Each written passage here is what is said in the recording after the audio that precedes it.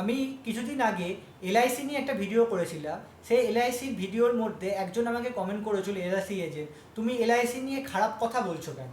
আমি এলআইসি নিয়ে কোনোদিনও কোনো খারাপ কথা বলিনি।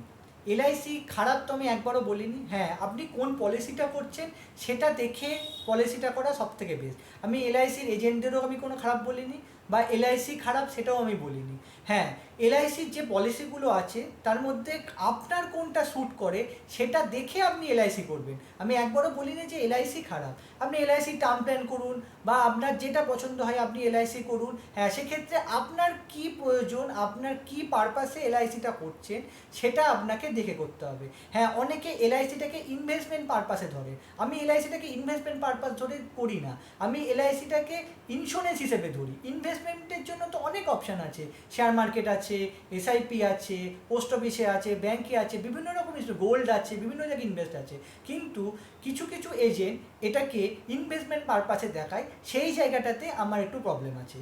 তাই আমি এলআইসিকে একবারও বলিনি যে এলআইসি খারাপ। হ্যাঁ, এলআইসির বিভিন্ন ভালো ভালো পলিসি আছে, যেমন টার্ম প্ল্যানের মধ্যে বিভিন্ন রকম টার্ম প্ল্যান আছে, বা মেডিক্লেম আছে, বা ক্যান্সারের ওপরও পার্টিকুলার পলিসি আছে। এলআইসির পলিসি আমি একবারও খারাপ বলিনি। হ্যাঁ, এলআইসি আপনি কোন পলিসিটা করছেন সেটা দেখে আপনি যদি এলআইসি করেন সেক্ষেত্রে এলআইসি আপনাকে ভালো রিটার্ন দেয়। হ্যাঁ, এলআইসি সব থেকে যেহেতু লাইফ ইন্স্যুরেন্সের পুরনো কোম্পানি, তাই এলআইসিকে নিয়ে খারাপ কথা বলা আমার মতে ঠিক না। কারণ এলআইসি খুবই ভালো, এলআইসির এত এজেন্ট, এলআইসি আপনি সার্ভিসও ভালো পান, সেক্ষেত্রে এলআইসি খুব ভালো। তাই এলআইসি খারাপ আমি একবারও বলবো না। এলআইসির কোন পলিসিটা আপনি করছেন সেটা আপনার জন্য সুটেবল কিনা সেটা দেখে আপনি এলআইসির পলিসি করুন।